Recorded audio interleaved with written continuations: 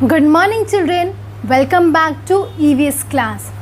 Do you remember what we have studied in the previous class? Yes, we have discussed about neighborhood, how to locate our neighborhood places, direction, landmarks and sketches. Children, before starting this video, I would like to ask you some questions. So, what is a globe? Exactly, model of Earth. Children, can we locate a small area on a globe? No, it's difficult or very difficult to locate a small area on globe. So, what we need to locate a small area? So, in this chapter or today, we are going to discuss on the topic map, study of a map. So, to locate a small area, we use map. So, what is map? A map is a drawing of a particular area on a flat surface like paper, cloth or leather. So, a map can be of a room, school or neighborhood or a city or country, continent or a whole world, showing its main features. Now, maps are very important, right? It is used in geography. Now, map help us to find direction or location of different types or different places and guide us with that direction. So, it helps us to go through our destination or our direction. To go the important places, we need map, right? So, children, there are major 4 kinds of map. What are those maps? Those maps are political, physical, thematic and demographic maps. These are 4 kinds of map. So, we'll discuss this also in detail. Now, the first one is political map. So, political maps show the political boundaries of a country, state or district, etc. So, political map shows only the boundaries like these boundaries of a country, state. So, a political map of India will show all its union territories and state in different colors and along with its capital. Now, the second map, that is physical map. So, what does this map show? Physical map show. This map shows the landforms, right? Such as the mountains, rivers, plateaus, desert, sea, ocean, right? So, in this map, we'll see the mountains, rivers, sea, desert, plateaus, right, of an area. Now, the third map, that is a thematic map. Thematic map represent the climatic variation like temperature and precipitation. So, what does the term precipitation mean? Rainfall. So, thematic map will show the temperature, whether it's sunny, it's rainy. Okay, so this, with the help of thematic map, we'll able to know. And it also shows transport and roadways. So, the road and transport part is also shown with the thematic map.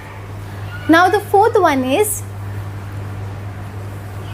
demographic map. So, what are demographic map? Demographic map shows the population related facts. For example, the current population of India, it will show in the demographic map. So, these are the 4 major map that you have, right? That is physical, political, thematic and demographic maps. Now, children, drawing of a map, right? Drawing of a map on a paper is a very common and easy. Okay, so this process is called cartography. The process of making map is called cartography. But nowadays we have seen computers, smartphone in which we are able to see the map and its location, correct? So there also this, with the help of software, we are able to know the location or direction or map, right? So that process, that software is GIS, Geographical Information System. So with this we are able to know the location or map. Now children, in a map there are different colors. You might have seen different colors or symbols, but you are not able to understand what this symbol mean, right? So now we are going to study about different features of map. A map contains different features, right? So the very first one is title. So title, by its name also you are able to know what is title. Title of a map describes the theme of the map. For example, the political map of India will only describe the political boundaries of India, right? Now the second one is direction. So we have already discussed what is direction and how to locate. East, west, north, south we have already discussed, right? So direction is the most important feature map. So direction will help find location of a place on a map. In general, only north, N for north direction is shown using an arrow on the top of the map. So in general we see N for north, that is given on the top most of this map, and it denotes the direction of north. And with this direction, with the north direction, we are able to find the other direction also.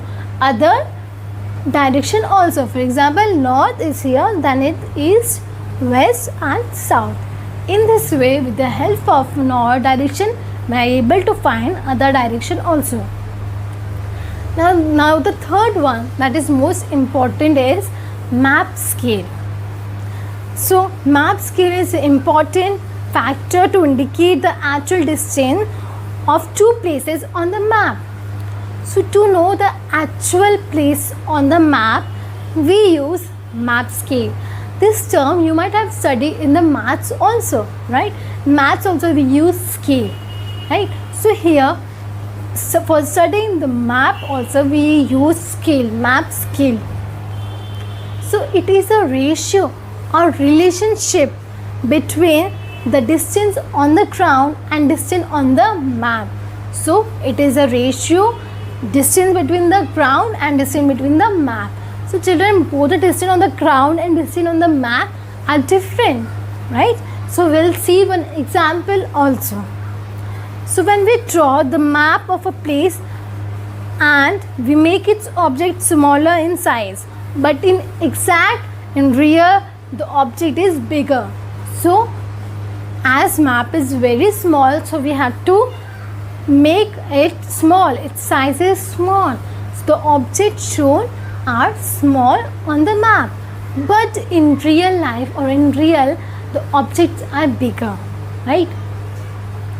Now for instance, the distance between the Mumbai and Hyderabad is about 700 km by road, but on a map we will see the distance as 7 centimeter. So by road the distance is 700 km, but in actual distance is, but in map the distance is 7 centimeter.